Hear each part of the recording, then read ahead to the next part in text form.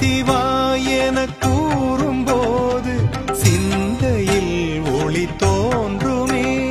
சிவ சிவாய என கூறும்போது சிந்தையில் ஒளி தோன்றுமே. நம பார்வதி நம பார்வதி நம பார்வதி